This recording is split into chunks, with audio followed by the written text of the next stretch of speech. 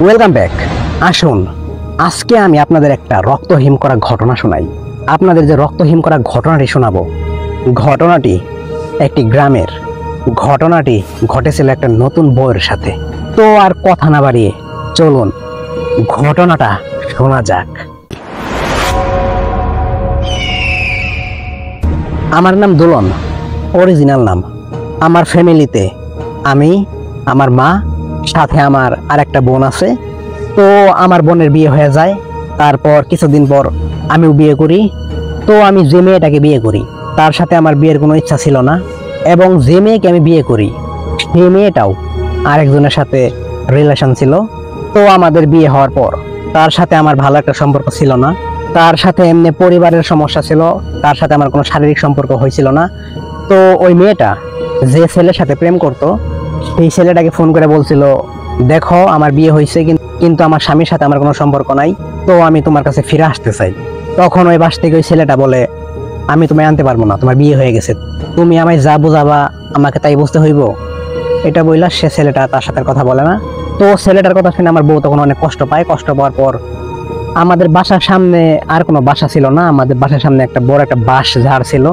তো আমার বউ সেই সময় ঘরে থেকে একটা বড় একটা উড়না নিয়ে সেই বাঁশ ঝাড়ের বড় একটা কঞ্চির ডালের সাথে গলায় ফাঁস দেয়। তো ফাঁসি দেওয়ার পর সেখানে সে মারা যায়। তো ঘটনাটি ঘটে তারপর থেকে। তো আমরা জানি যেহেতু সুইসাইড করা লাশ, এটা কবরস্থানে কবর দিতে দিবে না। তো আমরা আর কি করবো, মেয়ের বাড়িতে লাশ নিয়ে যায়। নিয়ে যাওয়ার পরে তো মেয়ের বাবা মা তখন তাদেরই বাসায় তার মেয়ের দাফন করে। আমার বউ আমার বাসায় থাকা অবস্থায় আমাদের বাসার সামনে সুইসাইড করছে। তো আমি আর আমার মা সবকিছু স্বাভাবিকভাবে নিয়ে সেদিন রাতে শুয়ে পড়ছি। তো ঘটনাটি ঘটে ঠিক আজকে রাতে। আমার মা তার প্রাকৃতিক কাজ সারার জন্য, যেহেতু আমাদের বাসা হইতাছে টিনের, আমাদের বাথরুম হইতাছে বাহিরে, তো আমার মা সেই সময় বাহিরে যায়। বাহিরে যাওয়ার পর সাথে সাথেই প্রথমে সেই বাঁশঝাড় আমাদের চোখে পড়ে। তো আমার মা শুনতে পারলো বাঁশঝাড়ের এক পাশ থেকে, মানে দেখা যাইতেছে না, মানে বাঁশঝাড়ের ওই পাশ থেকে একটা মেয়ের কান্নার আওয়াজ আসতেছে। তো আমার মা ধীরে ধীরে সেই বাঁশঝাড়ের দিকে যায়।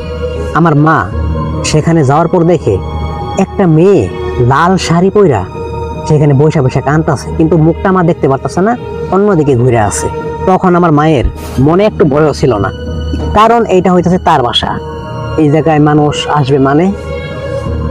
তো আমার মা গিয়ে জিজ্ঞেস করছে, এই কে তুমি? এত রাতে তুমি আমার বাড়ির ভিতরে কি করতেছো? আর তুমি এই জায়গায় বসে কান্না করতেছো কেন? তো সেই মেয়েটা ওই জায়গায় বসে আছে আর কান্নাই করতেছে, কিছু বলে না। তখন আমার মা কৌতূহল বশত তার চেহারা দেখার জন্য তার সামনে যায়। সামনে যাওয়ার পর মেয়েটাকে বলে, কে তুমি? আমার দিকে তাকাও। যখন মেয়েটা আমার মায়ের দিকে তাকায়, তখন আমার মা যা দেখছে তা দেখার জন্য সে ওই সময় মোটেও প্রস্তুত ছিল না। আমার মা দেখলো আমার ছেলের বউ, যে কিনা গত রাতে সুইসাইড করছে, সে আমার সামনে বসে আছে। এটা দেখে আমি এত ভয় পাইছি। মাই ডিয়ার অডিয়েন্স, আপনারা বর্তমানে জানেন আমাদের একটা ফেভারিট শো হইতাছে ভূত.com, আর যে রাসেল ভাই। তো রাসেল ভাই যেভাবে অনেক কষ্ট করে বিভিন্ন রকমের ভয়ানক ঘটনাগুলো শোনায়, তবে আমি একটা জিনিস খেয়াল করছি, রাসেল ভাইয়ের ঘটনাতে একটু মৃত্যুটাই বেশি হয়। তো যাই হোক, সরি, এটা মানে সত্যি ঘটনাই, যাই হোক একটু বেশি মনে বলে ফেলাম।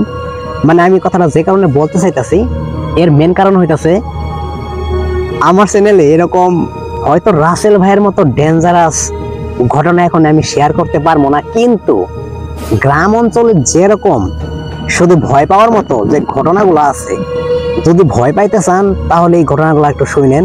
তো বেশি কথা বলে ফেলাইলাম, তো ঘটনাটি শোনা যাক।